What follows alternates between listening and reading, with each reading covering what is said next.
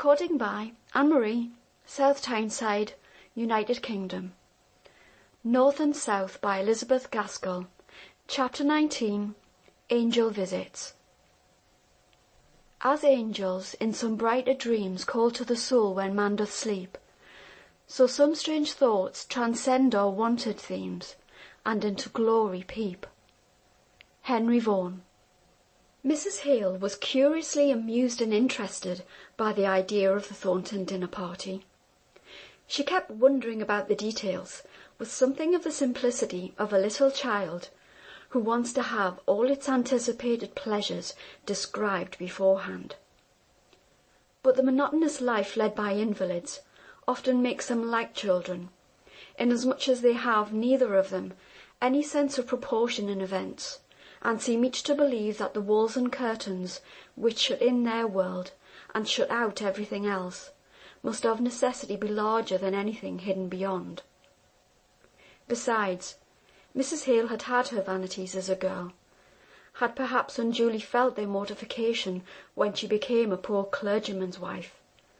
They had been smothered and kept down, but they were not extinct, and she liked to think of seeing Margaret dressed for a party, and discussed what she should wear with an unsettled anxiety that amused Margaret, who had been more accustomed to society in her 1 year in Harley Street than her mother in 25 years of Helston. "Then you think you shall wear your white silk? Are you sure it will fit? It's nearly a year since Edith was married." "Oh yes, mamma. Mrs. Murray made it, and it's sure to be right. It may be a straw's breadth shorter or longer waisted, according to my having grown fat or thin, but I don't think I've altered in the least." "Hadn't you better let Dixon see it? It may have gone yellow with lying by." "If you like, mamma. But if the worst comes to the worst, I've a very nice pink gauze which Aunt Shaw gave me, only 2 or 3 months before Edith was married. That can't have gone yellow." "No, but it may have faded." "Well, then I've a green silk. I feel more as if it was the embarrassment of riches." "I wish I knew what you ought to wear," said Mrs. Hale nervously. Margaret's manner changed instantly. "Shall I go and put them on one after another, mamma, and then you could see which you like best?" "But yes, perhaps that will be best." So off Margaret went. She was very much inclined to play some pranks when she was dressed up at such an unusual hour. To make her rich white silk balloon out into a cheese, to retreat backwards from her mother as if she were the queen. But when she found that these freaks of hers were regarded as interruptions to the serious business, and as such annoyed her mother, she became grave and sedate. What had possessed the world, her world, to fidget so about her dress, she could not understand. But that very afternoon, on naming her engagement to Bessie Higgins, apropos of the servant that Mrs. Thornton had promised to inquire about, Bessie quite roused up at the intelligence. "Dear, and are you going to dine at Thornton's at Marlborough Mills?" "Yes, Bessie. Why are you so surprised?" "Oh, I dunno, but they visit with all the first folk in Milton." "And you don't think we're quite the first folk in Milton, eh, Bessie?" Bessie's cheeks flushed a little at her thought being thus easily read. "Well," said she, "you see, they're thinking a deal of money here, and I reckon you've not getting much." "No," said Margaret, "that's very true. But we are educated people, and have lived amongst educated people. Is there anything so wonderful in our being asked out to dinner by a man who owns himself inferior to my father, by coming to him to be instructed? I don't mean to blame Mr. Thornton. Few draper's assistants, as he was once, could have made themselves what he is. But can you give dinners back in your small house? Thornton's house is 3 times as big." "Well, I think we could manage to give Mr. Thornton a dinner back, as you call it. Perhaps not in such a large room, nor with so many people. But I don't think we thought about it at all in that way." "I never thought you'd be dining with Thorntons," repeated Bessie. "Why, the Mary Cell dines there, and the members of Parliament and all. I think I could support the honour of meeting the Mayor of Milton." "But them ladies dress so grand," said Bessie, with an anxious look at Margaret's print gown, which her Milton eyes appraised at 7 pence a yard. Margaret's face dimpled up into a merry laugh. "Thank you, Bessie, for thinking so kindly about my looking nice among all the smart people. But I've plenty of grand gowns. A week ago I should have said they were far too grand for anything I should ever want again. But as I'm to dine at Mr. Thornton's, and perhaps to meet the Mayor, I shall put on my very best gown, you may be sure." "What win you wear?" asked Bessie, somewhat relieved. "White silk," said Margaret. "A gown I had for a cousin's wedding a year ago." "That'll do," said Bessie, falling back in her chair. "I should be loath to have you looked down upon." "Oh, I'll be fine enough if that will save me from being looked down upon in Milton." "I wish I could see you dressed up," said Bessie. "I reckon you're not what folk would call pretty. You've not red and white enough for that. But dun you know, I had dreamt of you long afore I ever seed you." "Nonsense, Bessie." "Aye, but I did. Your very face, looking with your clear steadfast eyes out of the darkness, with your hair blown off from your brow, and going out like rays round your forehead, which was just as smooth and as straight as it is now, and you always came to give me strength, which I seemed to gather out from your deep comforting eyes. And you were dressed in shining raiment, just as you're going to be dressed. So you see, it was you." "Nay, Bessie," said Margaret gently. "It was but a dream." "And why mayn't I dream a dream in my affliction as well as others? Did not many a one in the Bible? Aye, and see visions too. Why, even me father thinks a deal of dreams. I tell you again, I saw you as plainly coming swiftly towards me with your hair blown back with the very swiftness of the motion, just like the way it grows, a little standing off like, and the white shining dress on you've getting to wear. Let me come and see you in it. I want to see you and touch you as in the very deed you were in my dream."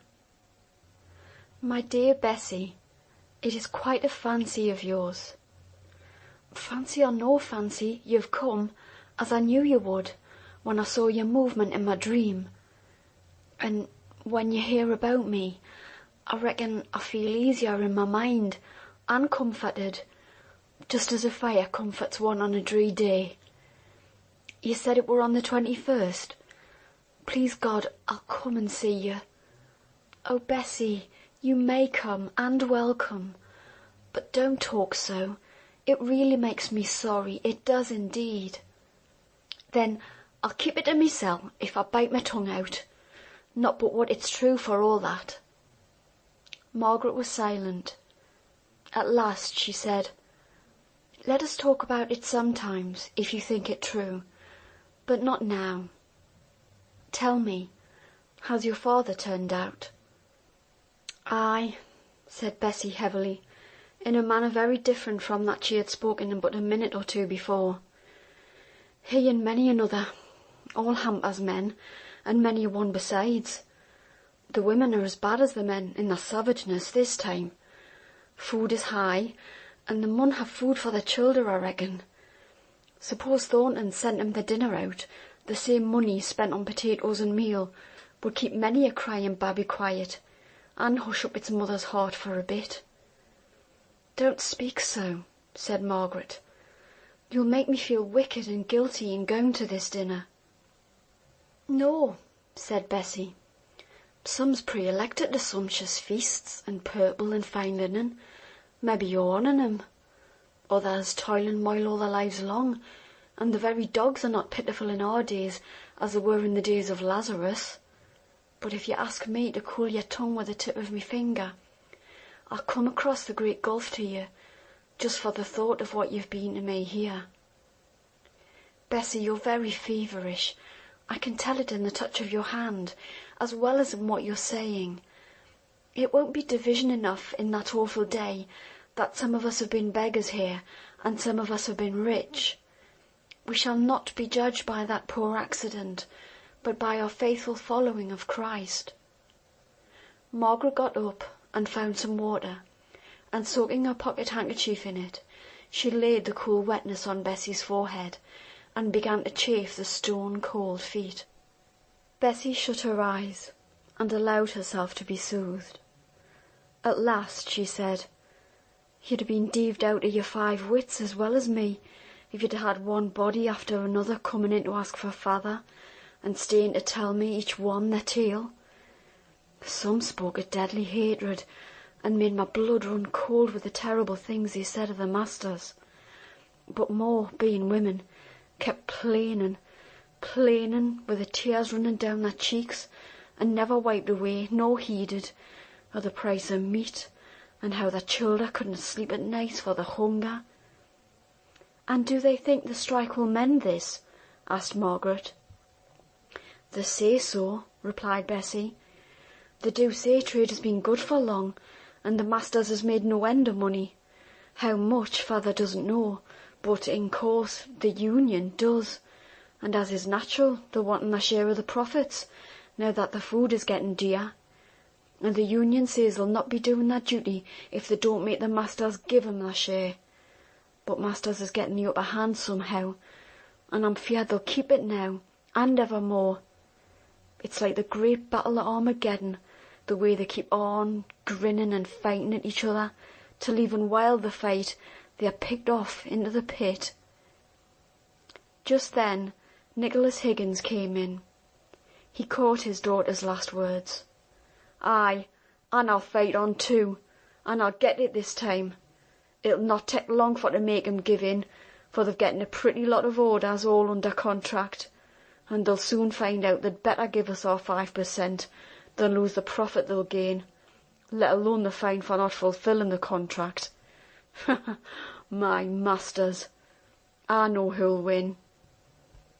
Margaret fancied from his manner that he must have been drinking, not so much from what he said as from the excited way in which he spoke, and she was rather confirmed in this idea by the evident anxiety Bessie showed to hasten her departure. Bessie said to her, "The 21st, that's Thursday week. I may come and see you dressed for Thornton's, I reckon. What time is your dinner?" Before Margaret could answer, Higgins broke out. "Thornton's? Art going to dine at Thornton's? Ask him to give you a bumper to the success of his orders. By the 21st, I reckon he'll be potted in his brains how to get 'em done in time. Tell him the 700'll come marching into Marlborough Mills the morning after he gives the 5%, and will help him through his contract in no time. You'll have 'em all there. My master, Hamper, he's one of the old-fashioned sort. Ne'er meets a man 'bout an oath or a curse.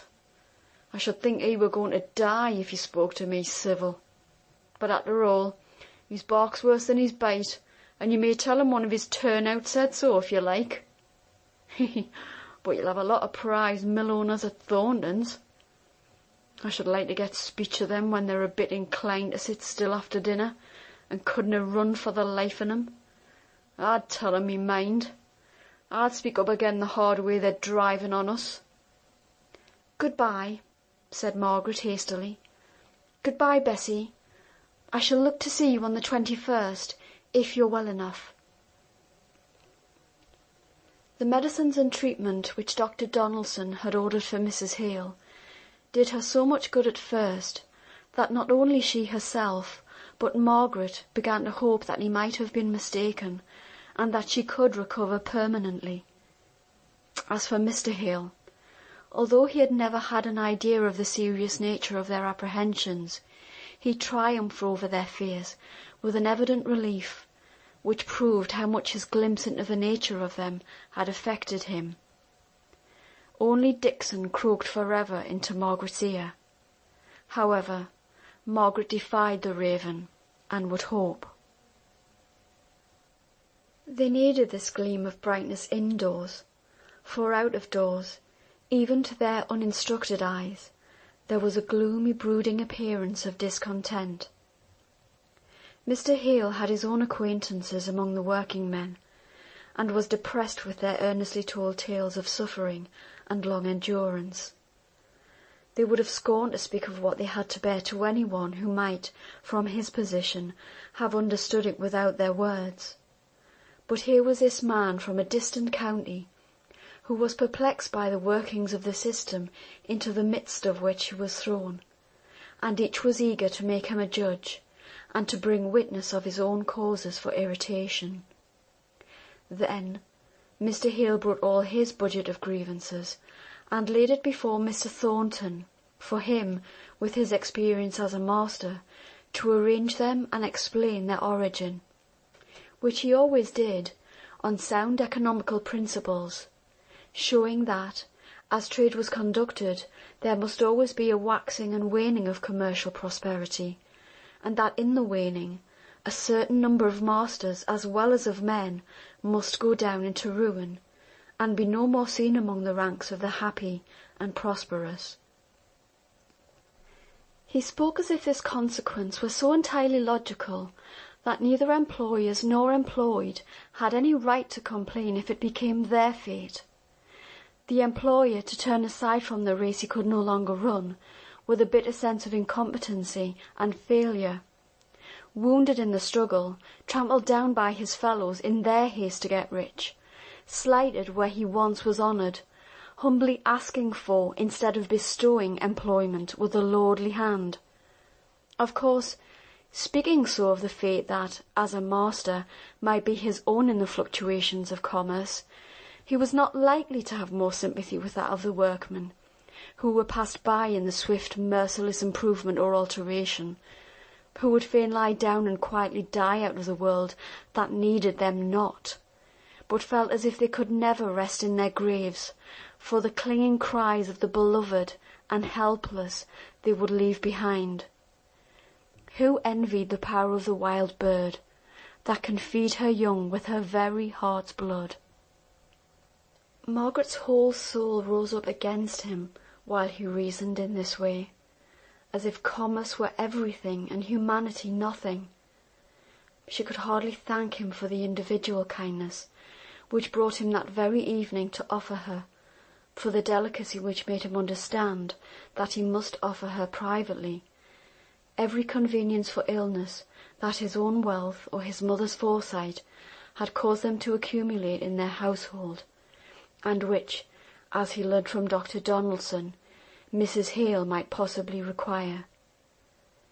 His presence, after the way he had spoken, his bringing before her the doom which she was vainly trying to persuade herself might yet be averted from her mother, all conspired to set Margaret's teeth on edge as she looked at him and listened to him.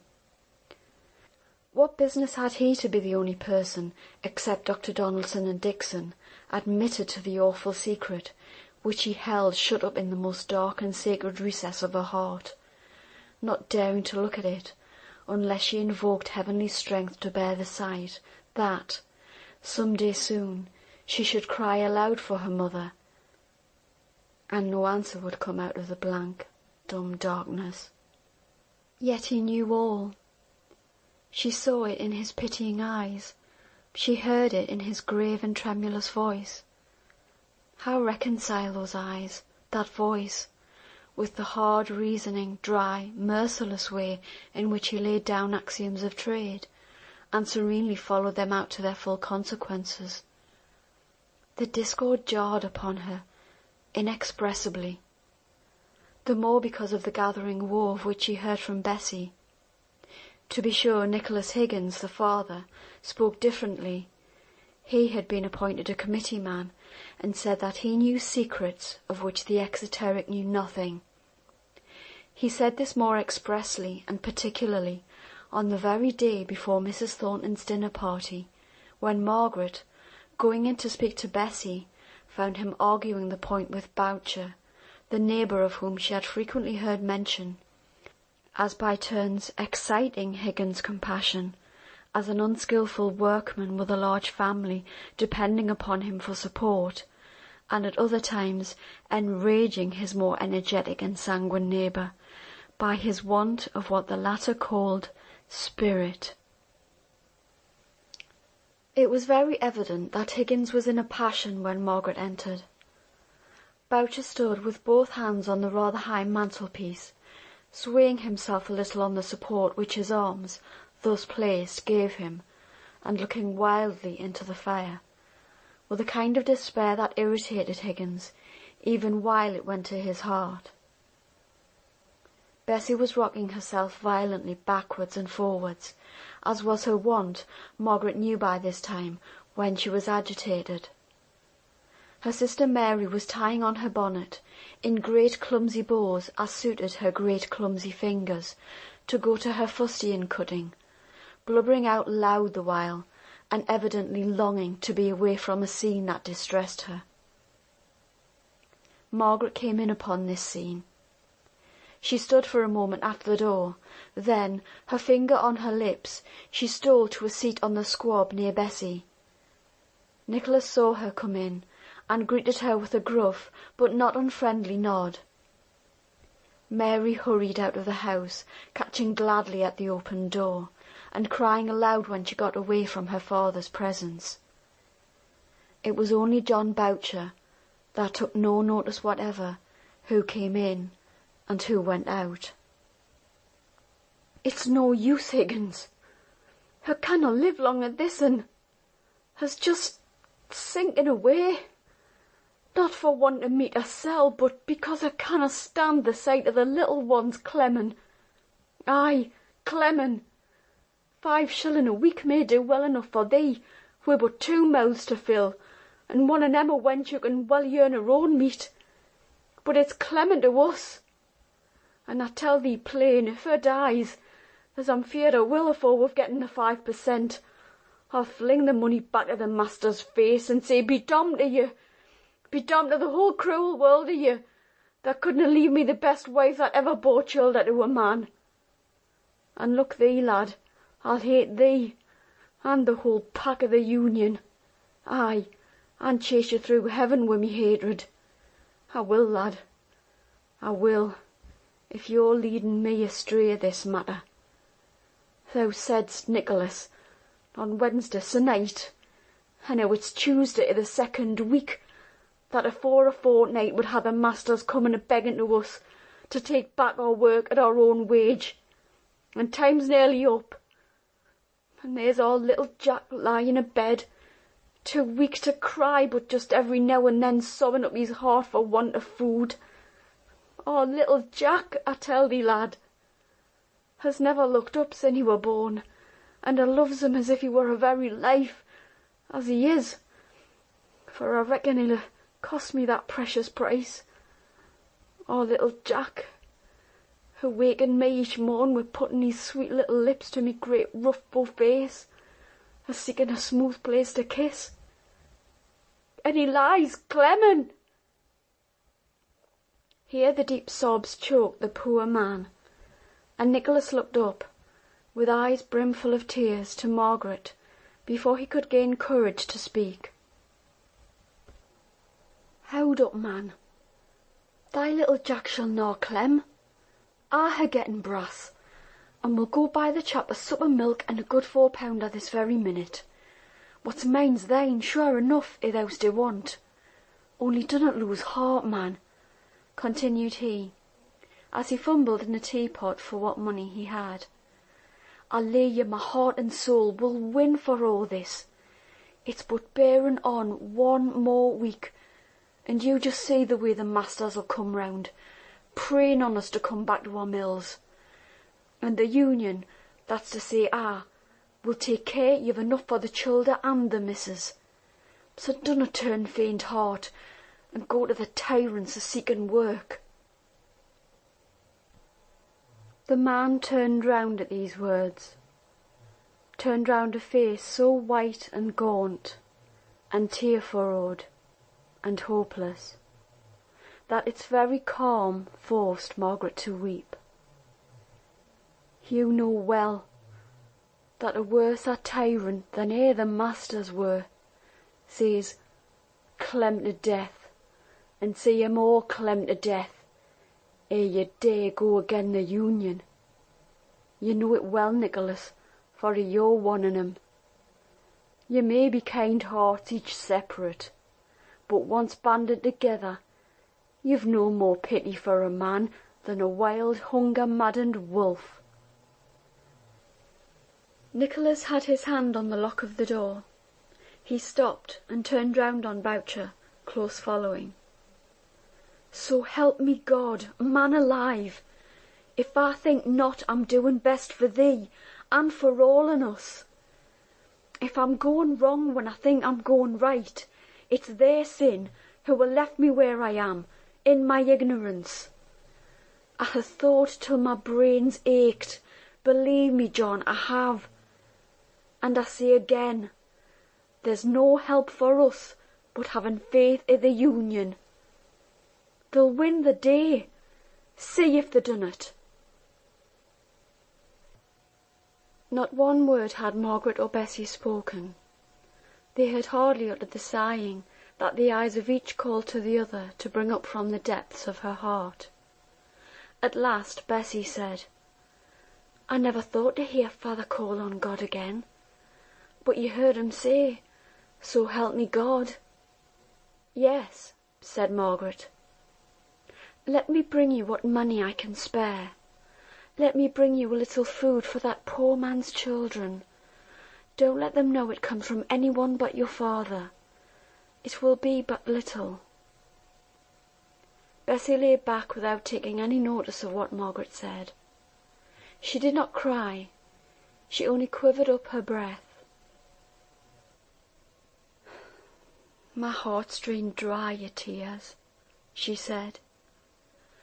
Boucher's been in these days past, a-telling me of his fears and his troubles. He's but a weak kind of chap, I know, but he's a man for all that. And though I've been angry many a time afore now with him and his wife, as knew no more nor him how to manage, yet, you see, all folks isn't wise, yet God lets 'em live, aye, and gives 'em someone to love and be loved by, just as good as Solomon. And if sorrow comes to them they love, it hurts 'em as sore as e'er it did Solomon. I can't make it out. Perhaps it's as well such a one as Boucher has the Union to see after 'em. But I'd just like for to see the men as make the Union, and put 'em one by one face to face with Boucher. I reckon if they heard him, they'd tell him if I cotched 'em one by one, he might go back and get what he could for his work, even if it weren't so much as they ordered. Margaret sat utterly silent. How was she ever to go away into comfort and forget that man's voice, with the tone of unutterable agony, telling more by far than his words of what he had to suffer? She took out her purse. She had not much in it of what she could call her own, but what she had she put into Bessie's hand without speaking. Thank you. There's many on 'em gets no more, and is not so bad off. Leastways, does not show it as he does. But father won't let 'em want, now he knows. You see, Boucher's been pulled down with his shoulder, and her being so cranky, and all the could pawn is gone this last 12 months. You're not to think we'd a letting 'em clem, for all we're a bit pressed oursel. If neighbours doesn't see after neighbours, I dunno who will. Bessie seemed almost afraid lest Margaret should think that they had not the will, and to a certain degree the power of helping one whom she evidently regarded as having a claim upon them. Besides, she went on, father is sure and positive the masters must give in within these next few days, that they canna hold on much longer. But I thank you all the same. I thank you for mysel as much as for Boucher, for it just makes my heart warm to you more and more. Bessie seemed much quieter today, but fearfully languid and exhausted. As she finished speaking, she looked so faint and weary that Margaret became alarmed. "It's nowt," said Bessie. "It's not death yet. I had a fearful night with dreams, or somewhat like dreams, for I were wide awake, and I'm all in a swounding daze today, only yon poor chap made me alive again. No, it's not death yet, but death is not far off. Aye, cover me up and I'll maybe sleep, if the cough will let me. Good night. Good afternoon, m'appen I should say, but the light is dim and misty today." End of chapter 19.